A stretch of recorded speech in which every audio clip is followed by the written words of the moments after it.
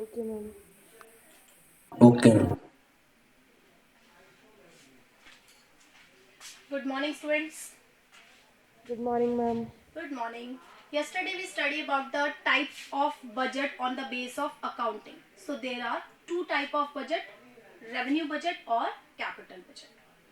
In revenue budget, we just take account of government revenue or government expenditure. There are two types of government revenue, that is tax receipts and non-tax receipts. Whereas in expenditures, we just mention the plan and non-plan expenditures. Today our topic is the type of budget on the base of the balance. What is the difference between expenditure or the revenue? So this is the type which is based on the difference of expenditure or revenue. So there are three type of budget, that is surplus, balance or deficit budget, according to the difference between the expenditure or the receipts. Okay, first is that is surplus budget. Surplus मतलब क्या होता है? What is surplus? When you having more. Surplus का मतलब क्या होता है? जब आपके पास कोई चीज ज्यादा हो. So when your expenditure is less than your income, यानी जब आपके खर्चे तो क्या है, कम है, और आपकी रिसीविंग्स ज्यादा है, that is known as the surplus. So here it is surplus budget where government's expenditures are less than their income. जब कभी गवर्नमेंट के एक्सपेंडिचर्स तो कम हो लेकिन उसकी इनकम ज्यादा हो, दैट इज सरप्लस बजट. अब ऐसा डेवलपिंग नेशंस में तो नहीं होता, ऐसा डेवलप्ड कंट्रीज में पाया जाता है, where government total expenditure are just less than the total receipts. वहां पर गवर्नमेंट की जो एक्सपेंडिचर्स होते हैं वो कम होते हैं उनके रिसिप्ट से. यहाँ पर देखेंगे on the basis of equality और difference in the government total income और द एक्सपेंडिचर. फर्स्ट हमारा surplus budget, when government receipts और जब गवर्नमेंट की रिसिप्ट्स हैं मोर देन गवर्नमेंट एक्सपेंडिचर्स, जब गवर्नमेंट की रिसिप्ट उसके एक्सपेंडिचर से ज्यादा हो, that is surplus budget. In other words, a surplus budget implies a situation wherein the government revenue is in exceed of their expenditure. जब कभी government के expenditures कम हो और उसके रेवेन्यू कलेक्शन ज्यादा हो जाए. Second is balance budget. ठीक है, इसको सिंबॉलिस्ट भी कर सकते हैं. जैसे इसने कहा कि एस्टिमेटेड गवर्नमेंट रिसिप्ट्स, यानी जितना भी टोटल गवर्नमेंट के रिसिप्ट्स हैं, दैट इज क्या है, एक्सीड ऑन टोटल एक्सपेंडिचर. यदि गवर्नमेंट के टोटल रिसिप्ट्स, रेवेन्यू रिसिप्ट्स उसके एक्सपेंडिचर से ज्यादा होते हैं तो हम उसे क्या बोलते हैं, सरप्लस बजट. ये क्लियर हो गया? क्लियर हो गया बेटा? Yes ma'am. Okay, the second is balance budget. Balance का मतलब both the variables are equals to each other. जब दो चीजें एक दूसरे के बराबर, दैट इज बैलेंस्ड. तो हम बात कर रहे हैं बैलेंस बजट की, when government expenditure is just equals to government revenue. जब गवर्नमेंट के एक्सपेंडिचर्स उसके रेवेन्यू के बराबर पाए जाए. यहाँ देखिए, a government budget is said to be balanced when governments estimate receipts, revenue और capital. तो रिसिप्ट में दोनों आएंगे, रेवेन्यू रिसिप्ट्स और capital receipts, are just equals to government estimated expenditure. Here we use the word estimated. Estimated क्योंकि government budget क्या होता है, हर अगले फाइनेंशियल ईयर के लिए पहले से ही अनाउंस किया जाता है. That's why we use the estimation word here. तो टोटल एस्टिमेशन मतलब रेवेन्यू और कैपिटल दोनों में टोटल रिसिप्ट्स कितनी आई और वो किसके बराबर है. तो यहाँ आ जाएगा total revenue receipts are equals to आपका क्या हो गया, जो आपका टोटल एक्सपेंडिचर्स है, या इसको हम कह सकते हैं कि total receipts equals to total expenditure. क्योंकि केवल रेवेन्यू नहीं, कैपिटल एक्सपेंडिचर्स भी है, तो दोनों ही रिसिप्ट्स क्या हैं, वो बराबर हैं, खर्चों के बराबर पाई जाती है. And the third one is deficit. Deficit मतलब आपको लॉस हो गया, घाटा हो गया. So when your estimation expenditures are more than your receipts, जब आपने खर्चे बहुत ज्यादा एस्टिमेशन में रख लिए लेकिन आपकी रिसिप्ट्स कम है, तो ये क्या हो गया, आपका डेफिसिट बजट हो गया. When government estimated expenditure exceed on government estimated receipts, जब गवर्नमेंट के जो खर्चे हैं एस्टिमेटेड, जो से अनुमान लगाया है, वो उसके रिसिप्ट से कहीं ज्यादा हो, तो उसे हम क्या बोलते हैं, डेफिसिट बजट. यहाँ सिंबलाइज क्या हो जाएगा, total receipts is less than total expenditure. यहाँ पर टोटल जो रिसिप्ट्स है वो टोटल एक्सपेंडिचर से कम है, तो क्या हुआ, डेफिसिट बजट बनाया जाएगा. ऐसा किन कंट्रीज में पाया जाता है डेफिसिट बजट का concept, developing countries like India, वहां पर क्या करते हैं, डेफिसिट बजट बनाया जाता है. ये क्लियर हो गया. Yes, ma'am. अभी तक हमने दो टाइप्स पढ़े on the base of accounts, that is revenue और कैपिटल बजट. सेकेंड हमने देखा the difference between the expenditure और इनकम. इस बेस पर अगर हम देखेंगे तो 3 types of budget, surplus, balance और डेफिसिट. ठीक है, आगे हम देखते हैं नेक्स्ट टाइप जो इनके बजट के हैं, that is the type of budget which is in changing scenario, यानी जो आजकल रूटीन में हम देख रहे हैं बजट, वो क्या क्या उसमें चेंजेस आ गए हैं. Normally government budget is related to 1 financial year. जो हमारा फाइनेंशियल ईयर है कहां से स्टार्ट होता है, फाइनेंशियल ईयर का बताइए, from 1st April, 31st March. 1st April to 31st March. 31st March, ये हमारा फाइनेंशियल ईयर होता है. In India financial year from the 1st April to 31st March. Process and form of budget has changed due to the intervention of the government in changing the environment. लेकिन budget क्या होता है, environment के according इसका हमें change करना पड़ता है. बजट बी क्लासिफाइड एज, सबसे पहले हम देख रहे हैं जनरल बजट, जिसे हम ट्रेडिशनल बजट कहते हैं. जो हमारा जब इंडिपेंडेंट हुए, जब से हमारा बजट जो बनता जा रहा है फर्स्ट प्लानिंग के बाद से, उसे हम क्या कहते हैं, उस टाइप को कहते हैं जनरल बजट, या फिर स्टीरियोटाइप, या फिर ट्रेडिशनल बजट उसे कहा जाता है. The main objective of this budget to establish financial control of legislature on executive. ऐसे बजट बनाने का कारण क्या होता है, मेनली ताकि जो हमारा लेजिस्लेचर लॉ मेकिंग बॉडी है, वो एग्जीक्यूटिव्स पर, जो उसे एग्जीक्यूट करेंगी, इम्प्लीमेंट करेंगी, उस पर कंट्रोल करने का तरीका है.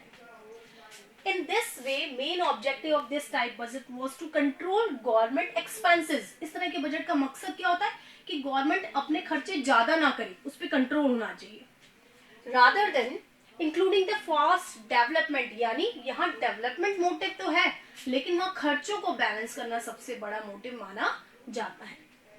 In this budget expenditure done on wages, salaries, instrument, machinery etcetera and mainly included and income from different sources is shown. इस तरह के बजट में हम क्या करते हैं, कहाँ कहाँ आपने खर्चे किए, जैसे कंपनसेशन ऑफ एम्प्लॉयज, जिसमें वेजेस और सैलरीज आती हैं. इसके अलावा आपने जो इन्वेंट्री पे खर्च किया है, जो इंस्ट्रूमेंट है, कैपिटल फॉर्मेशन पे खर्च किया है, वो सब आपके क्या हो गए, एक्सपेंडिचर्स हो गए. और आप उन सोर्सेज को लेते हैं जहां जहां से आपको इनकम हो रही है, जैसे टैक्स इनकम है या नॉन टैक्स फील्ड्स है. ठीक है, तो जनरल बजट क्या होता है, ट्रेडिशनल बजट है जो शुरू से बनते हुए आ रहे हैं. सेकेंड जो हमारा बजट है दैट इज सप्लीमेंट्री बजट. अब व्हाट इज सप्लीमेंट्री बजट, कभी कभी क्या होता है कि बजट, अभी हमने कहा कि एनवायरनमेंट और कंडीशन के अकॉर्डिंग चेंज होते रहते हैं. अब अभी आपने एस्टिमेशन लगाया लेकिन आपके खर्चे ज्यादा हो गए, तो हमें क्या करना पड़ता है, एक सप्लीमेंट्री बजट प्रेजेंट करना पड़ता है. देखिए, इफ अमाउंट अप्रूव्ड, यानी आपको कहा गया कि 100 रुपए खर्च करने, in the budget get exhausted, और वो खत्म हो गया, क्योंकि हमारा फाइनेंशियल ईयर क्या था, 1 अप्रैल से 31 मार्च था, और हमारे एक्सपेंडिचर्स इतने हो गए कि वो 31 मार्च से पहले ही हमारा जो अमाउंट था वो खत्म हो गया. अभी वर्कआउट करना है. Even from before the 31st March, then in such situation the government submits a supplementary budget. ठीक है ना, आपको भी तो पॉकेट मनी मिलती होगी, मिलती है, मिलती है ना pocket money monthly. Yes, ma'am. होती है। अब कभी कभी ऐसा होता है किसी महीने खर्चा हो गया भाई, बुक्स लिया या कुछ भी एक्सपेंसेस कर लिए, पार्टी दे दी दोस्तों को, अब आपको क्या करना पड़ेगा, पापा से एप्लीकेशन लगानी पड़ेगी, किस लिए, सप्लीमेंट्री, अभी तो महीने में 15 दिन बचे हुए।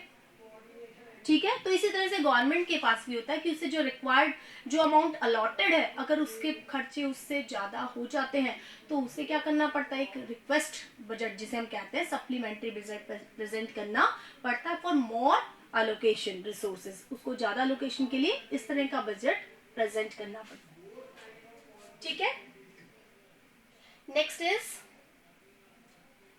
Accounting grant. अब ये क्या होता है, the previous budget is up to 31st March and cannot be extended, therefore the government require a new budget in record its expenses. Parliament advances the amount temporarily for the meeting of expenses of the government.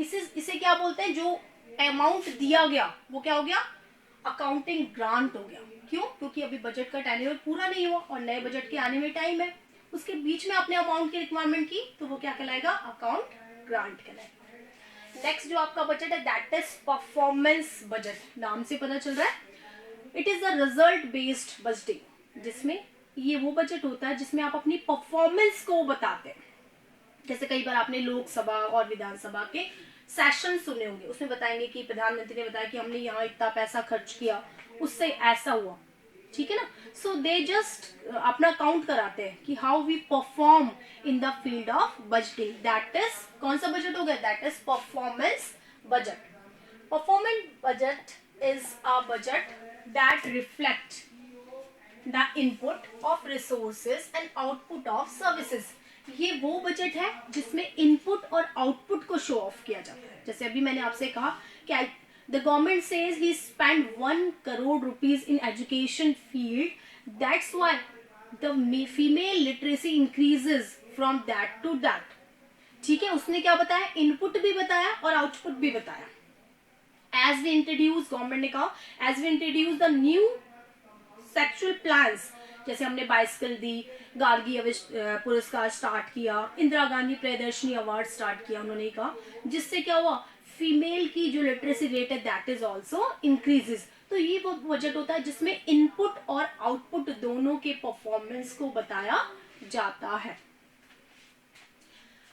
Unit of an organization, this type of budget is commonly used the government to show the link between the funds provided to the public and outcome of these services.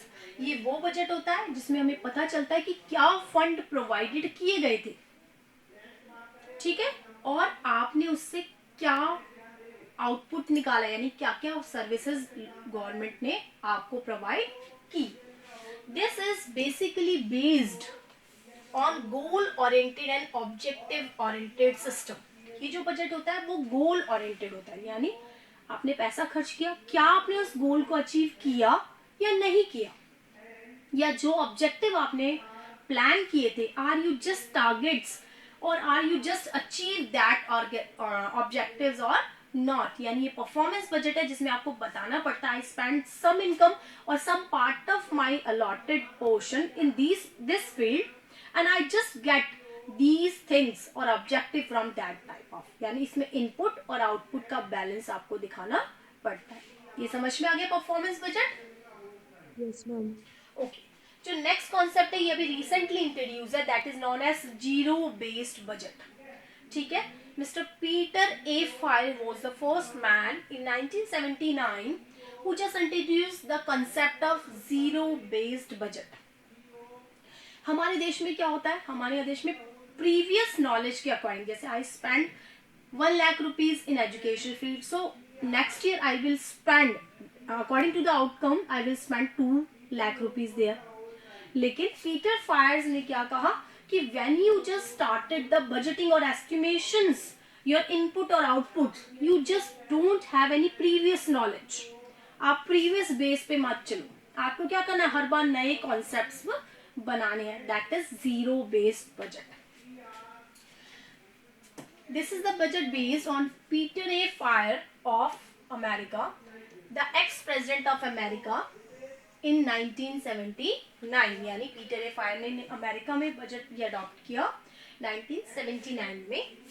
Zero based budgeting is a logical system to control the expenditure. ये एक बहुत logical system है ताकि government अपने खर्चों को क्या करे, कम। In this system previous expenditures is not matched to the base. इसमें हम पुराने खर्चों पर ध्यान नहीं देते। The previous expenses are not accepted as the argument for the future expenses. इसमें ये नहीं कहा जाता देखो हमने पिछले साल इतना खर्च किया तो इस साल तो हमें इतना करना पड़ेगा, हम उसको बेस नहीं मानते। So zero base budgeting ZBB is a method of budgeting in which cash activity must be justified for new period। इसमें जो कुछ आप कैश ले रहे हैं, जो आपको अलॉटेड हो रहा है, वो एक नए पीरियड के लिए, उसमें कोई पुराना बेस नहीं है।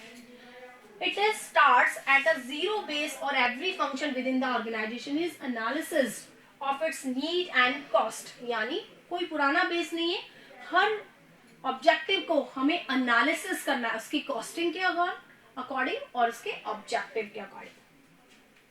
The approach required that all activities be analysis and decision packages which are evaluated by the system analysis and ranked in order to importance।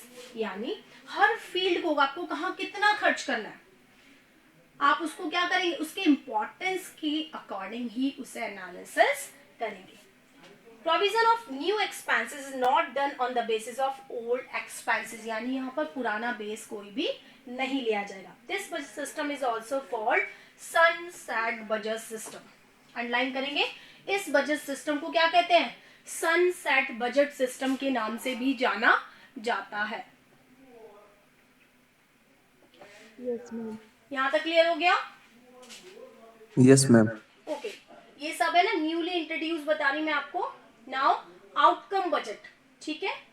Outcome budget मतलब जहां पर आप परफॉर्मेंस बजट का एक रूप ले सकते हैं हमें, जिसमें हमें किसी इंस्टीट्यूशन के आउटकम को प्रेजेंट करना है। इसमें सबसे पहले देखिए, this is a difficult process in comparison to normal budget. ये जो होता है आउटकम बजट, ये नॉर्मल बजट से बनाना ज्यादा टफ होता है। In which financial provisions are viewed at the context of result। क्योंकि यहाँ जितने भी provisions हैं वो outcome पर based है, results पर based है।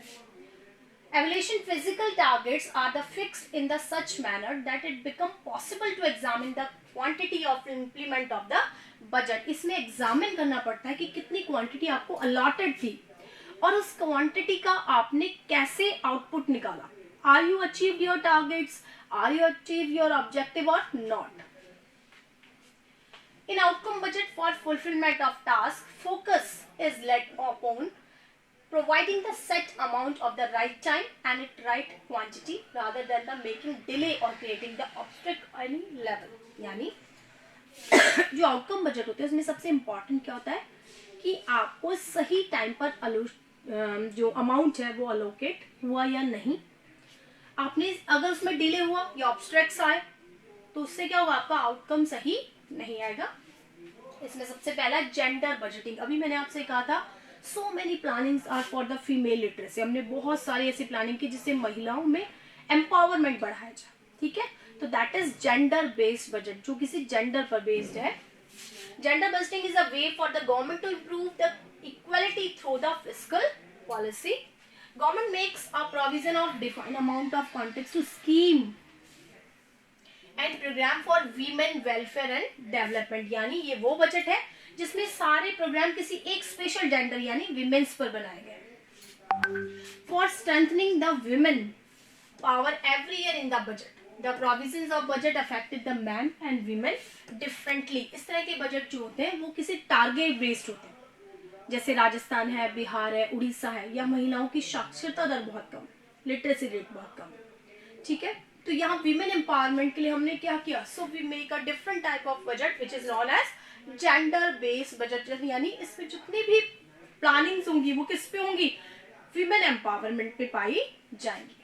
और जो नेक्स्ट है यूनियन एंड प्रोविंसेस और लोकल गवर्नमेंट बजट। ये क्या है, जब बजट ऑफ यूनियन और provinces are prepared by the executive and passed by the executive। जो लोकल गवर्नमेंट होती है या यूनियंस होती है उनके बजट क्या होते हैं, एग्जीक्यूटिव ही बनाते हैं और एग्जीक्यूटिव ही उसे पारित करते हैं। The responsibility of this implementation is also executive. इसका इम्प्लीमेंटेशन भी क्या करते हैं, एग्जीक्यूटिव ही करते हैं. The budget of local institution is independent. इस तरह के बजट क्या होते हैं, इंडिपेंडेंट पाए जाते, किसी चीज पर डिपेंड नहीं होते.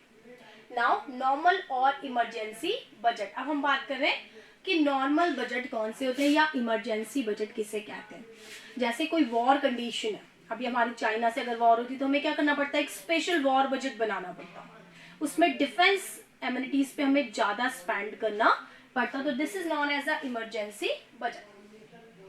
Normal budget normally deal with the function of permanent nature. जो नॉर्मल बजट होते हैं वो परमानेंट चलते रहते हैं, हर साल इस पे खर्च करना है, उस पे खर्च करना है. Whereas emergency budget deal with the abnormal conditions.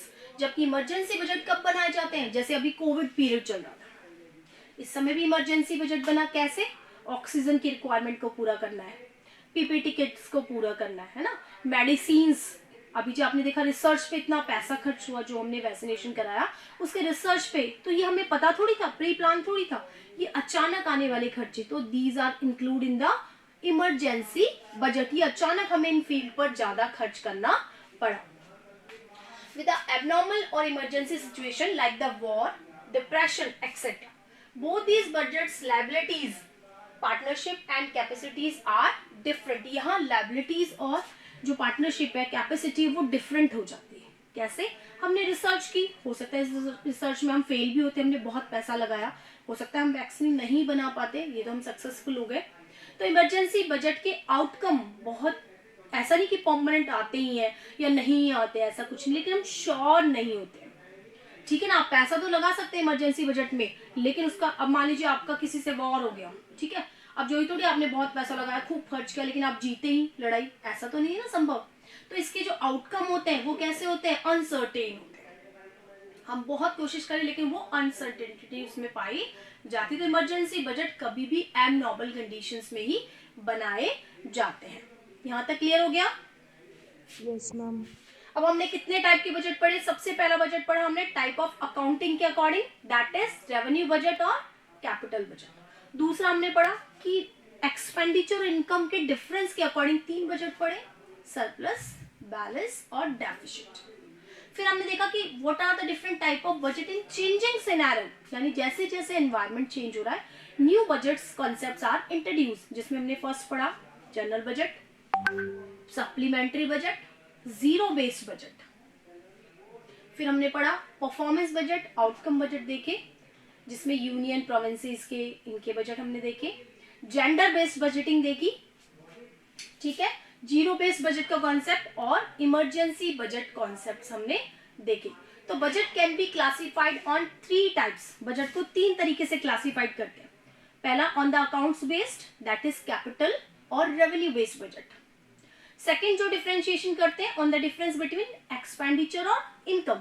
And third on the changing scenario. अब आपको टाइप ऑफ बजट क्लियर हो गया अच्छी तरीके से. Yes ma'am. ठीक है ना. एक बार आप पाई चार्ट बनाएंगे, चार्ट बनाएंगे ना, उससे भी समझ में आ जाएगा आपको. लाइन चार्ट बनाएंगे कि there are the 3 basis on which we classified the budget, कि 3 तरीकों से हम बजट को क्लासिफाइड कर सकते हैं. ठीक है. Yes ma'am. यहाँ तक कोई दिक्कत? No ma'am. No ma'am. चलो आज इतना ही करेंगे. Okay, have a nice day. Nice day ma'am. Ma'am कल से स्कूल रीओपन. हाँ बिल्कुल, आज आपको नोटिस डाल दिया जाएगा, कल से आपकी क्लासेस स्टार्ट हो जाएंगी offline. Ma'am first pre board तो किसका मैम है? ऑनलाइन ही चलेगी क्या? अभी ये आपको जो भी डिसीजन होगा आपको बता दिया जाएगा. ओके, ठीक है. और जो आपका एग्जामिनेशन का शेड्यूल है वो भी आपको भी नोटिस डाल दिया जाएगा उसमें. ठीक है. Okay ma'am. Okay, have a nice day. Okay. Thank you. Nice day ma'am. Nice to.